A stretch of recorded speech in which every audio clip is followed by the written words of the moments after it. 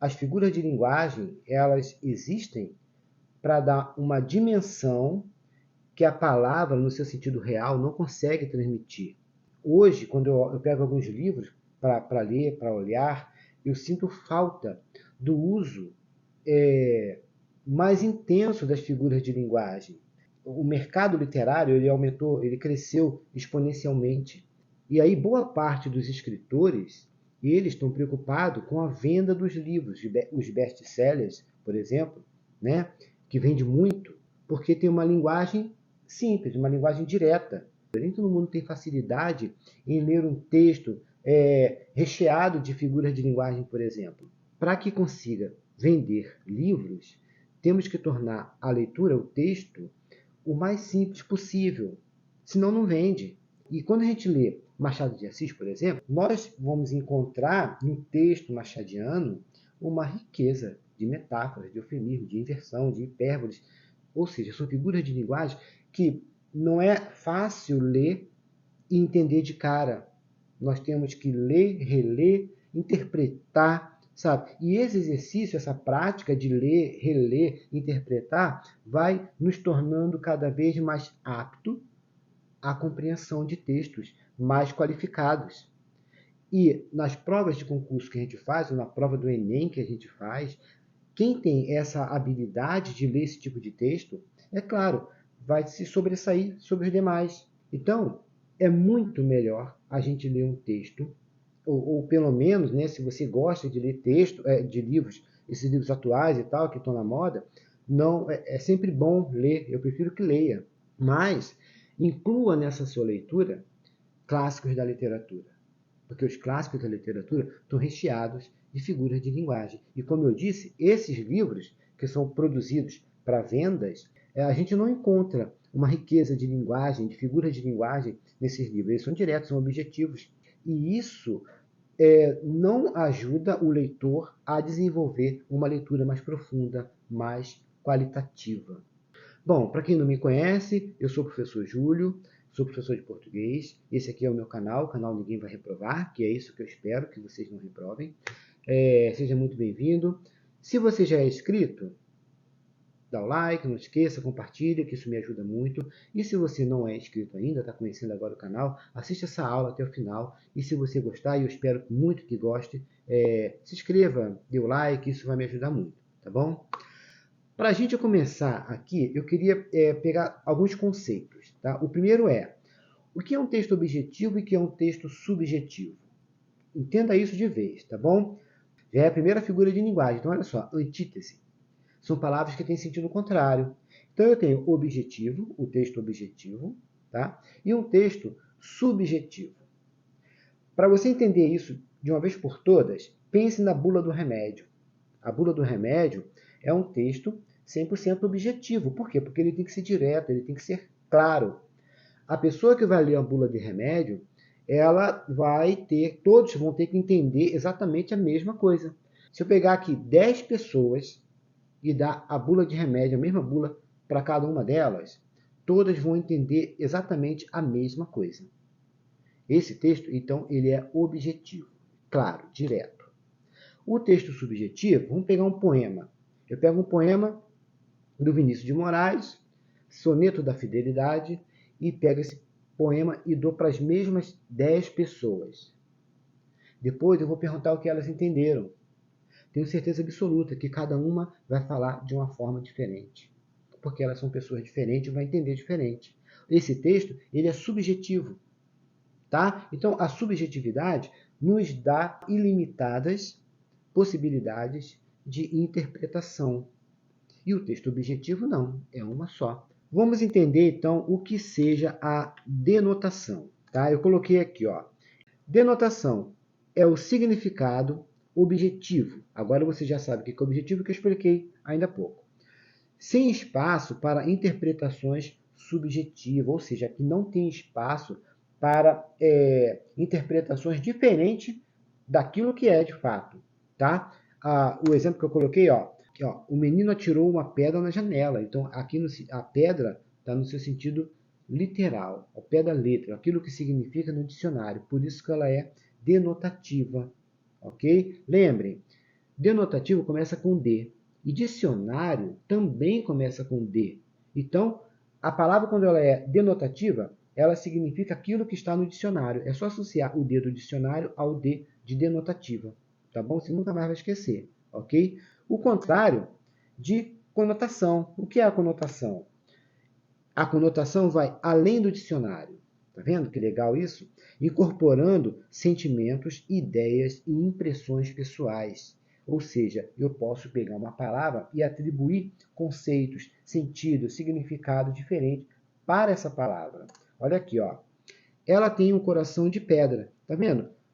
Essa palavra pedra, ela não significa, ela não tem mais o mesmo sentido da pedra da frase de cima, que está no sentido real, denotativo. Aqui não, aqui o coração dela é de pedra, um coração frio, insensível, não sei, tá? Mas tem outro sentido. Então, quando tem outro sentido, ela está no sentido conotativo. E quando ela está no sentido real do dicionário, sentido denotativo. Bom, vendo isso, nós vamos agora para a definição do conceito do que seja de fato figuras de linguagem. Ó, deixa eu botar óculos. Recurso usado na fala ou na escrita para tornar mais expressiva a mensagem transmitida. Tá vendo que legal aqui, ó? Vou pegar aqui meu... Olha só, para tornar mais expressiva, tá, a mensagem transmitida. Imagina, para quem trabalha com a linguagem, para quem trabalha com texto, né, principalmente o texto literário, poema, poesia, uma letra de música, precisa emocionar, precisa sensibilizar aquele que vai ler, aquele que vai ouvir. Tá? Então eu posso escolher palavras que tenham o mesmo som, por exemplo, isso acontece muito na poesia, na música. Eu posso escolher algumas figuras de linguagem no meu texto, no romance, para que as pessoas se sensibilizem, se emocionem. Eu tenho que ir além do sentido real das palavras, sabe? Eu tenho que tornar o meu texto mais expressivo, ok? Para isso que servem as figuras de linguagem.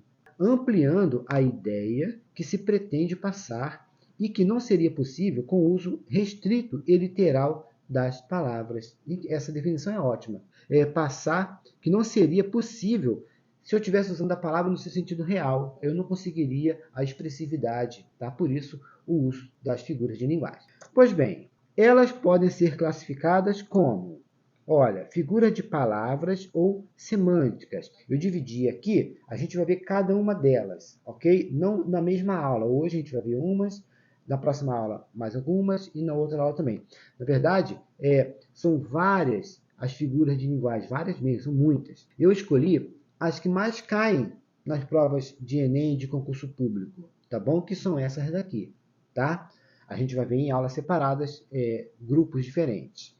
Então, olha só, nós temos figura de palavras ou semânticas.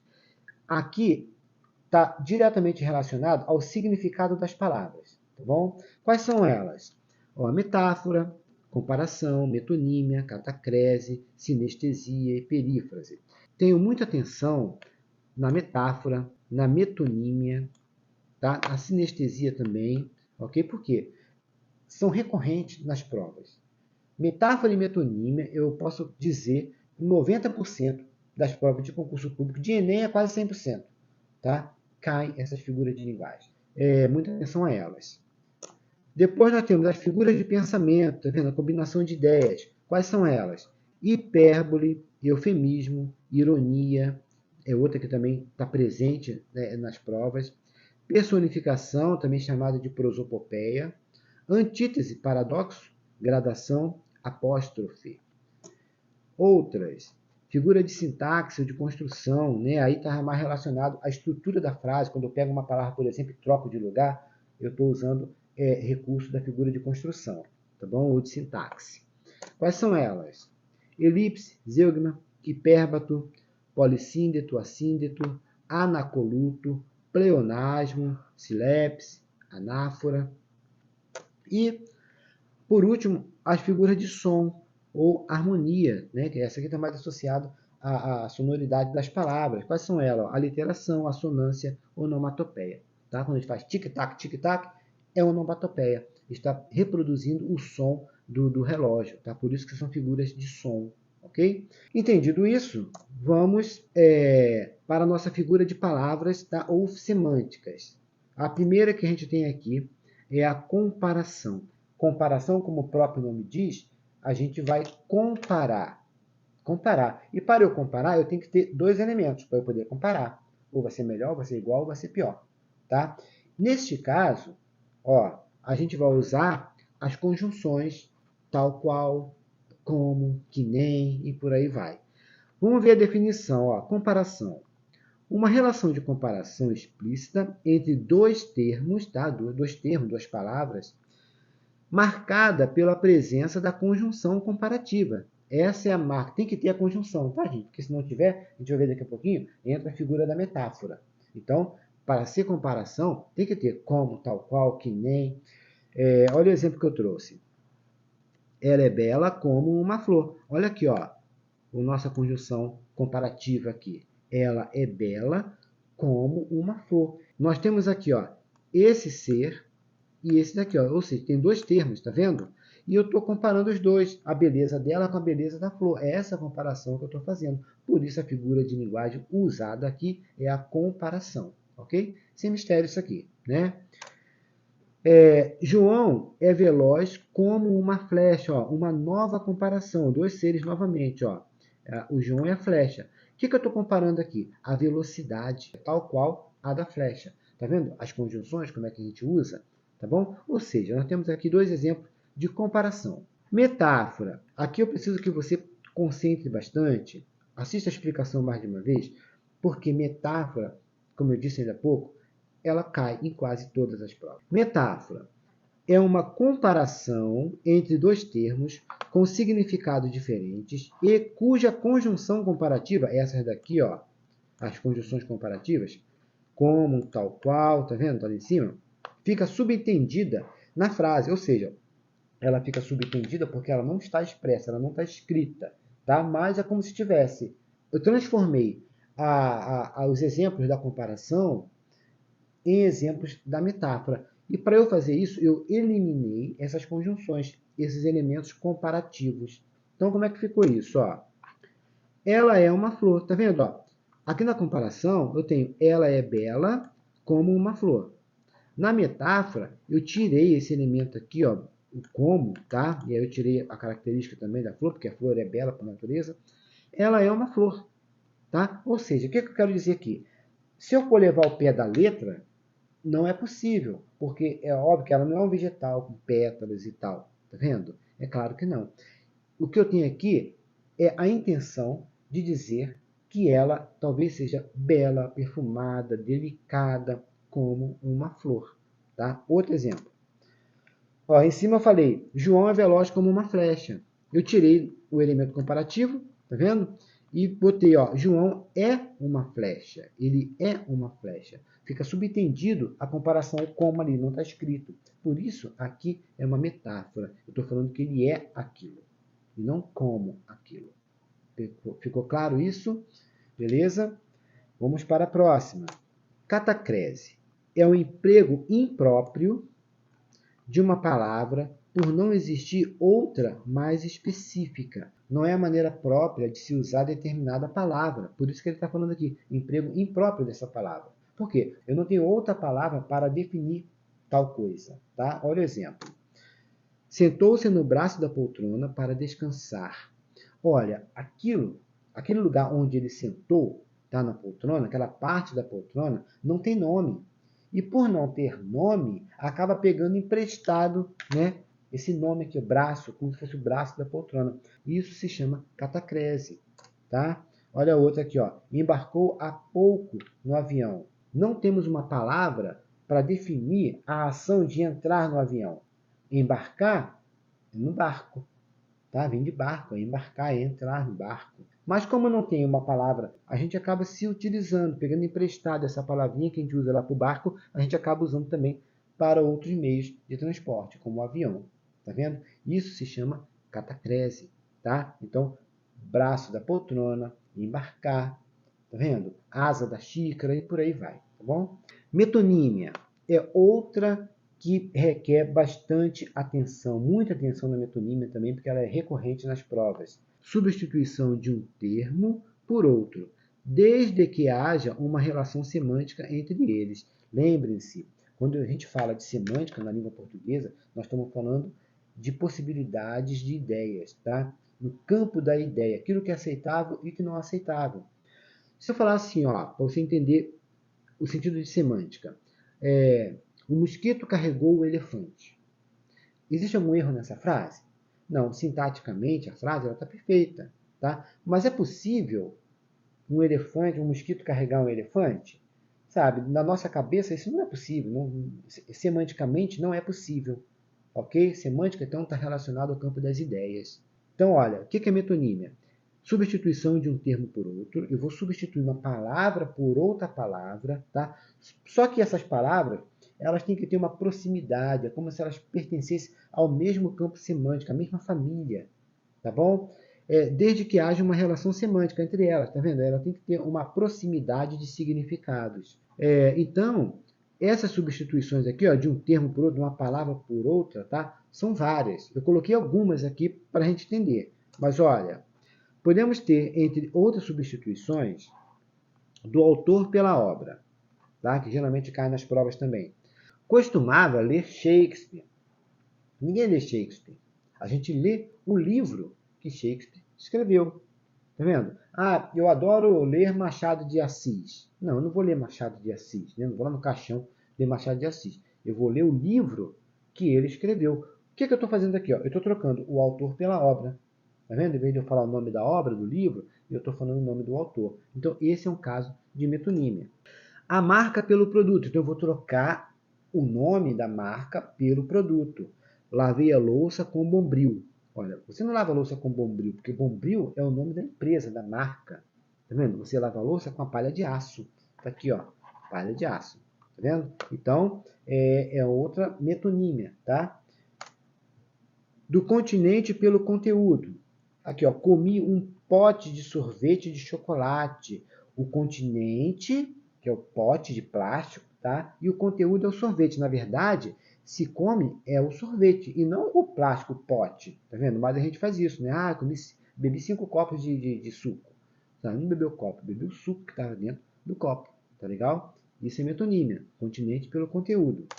E eu coloquei mais uma aqui, a parte pelo todo. Coloquei aqui um verso do Drummond.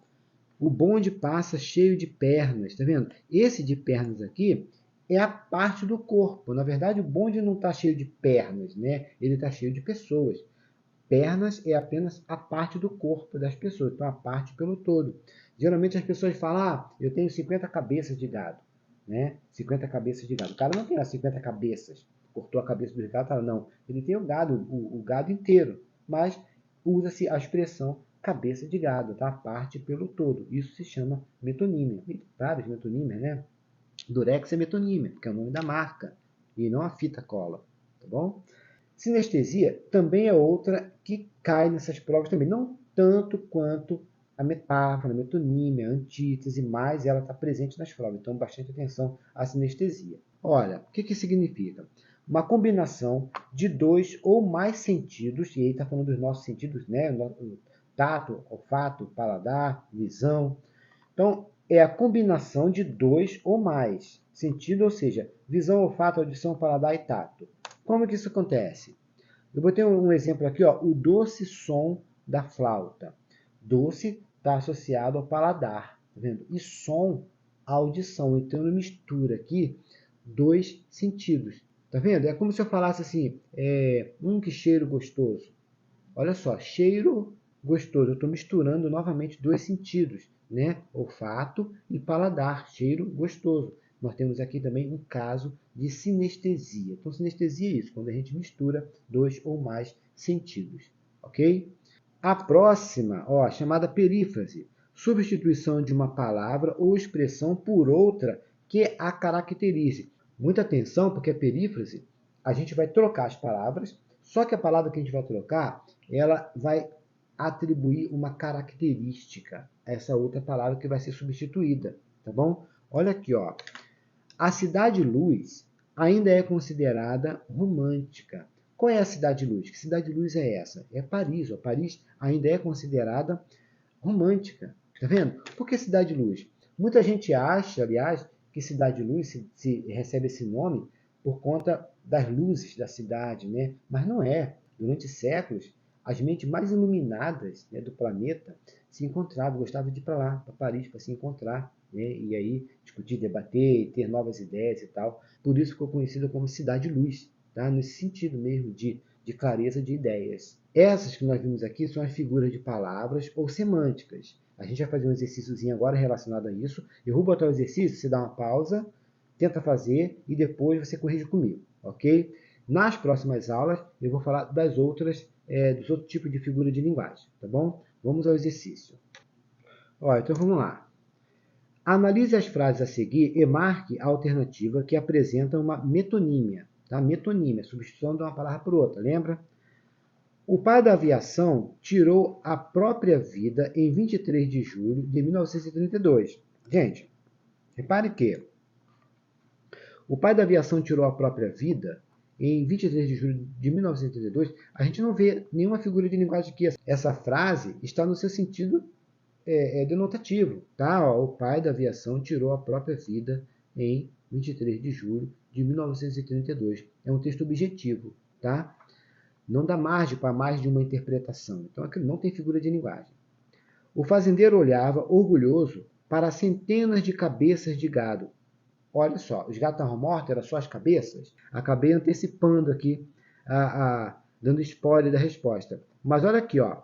O fazendeiro olhava, orgulhoso, para centenas de cabeças de gado. E ele não está se referindo à cabeça do animal, mas o animal todo, tá? O que ele fez? Ele usou a parte pelo todo, a parte para representar o todo. Isso é um tipo de metonímia, tá vendo? Essa é o nosso gabarito. Mas vamos olhar as outras, tá? Porque de repente alguém respondeu alguma das outras. Ó, dos livros azuis saíam pequenas e agitadas fadinhas brilhantes, apesar de ser fantasioso, né, a frase aqui, mas não tem nenhuma espécie de metonímia aqui, tá bom? Então, não é a nossa opção também. A vida é um campo cheio de flores. A vida é um campo cheio de flores. Olha que nós temos uma metáfora aqui. Tá? A vida é um campo, né? Como um campo, tá vendo? Buracos e armadilhas, tá? Então, nesse aqui, nós temos a presença da metáfora e não da metonímia. Quebrei a asa do bule. Olha aqui, ó, a asa do bule. Por aquele pedacinho do bule, por não ter um nome específico, a gente pega emprestado isso daí. Trata-se de quê? De uma catacrese, ok? Igual o braço da poltrona. E depois escolhia com cola tudo, tá joia? Então, o nosso gabarito, de fato, é a letra B. Eu espero que você tenha gostado dessa aula. Não perca a próxima, que vai ser tão boa quanto essa. E, mais uma vez, obrigado mesmo.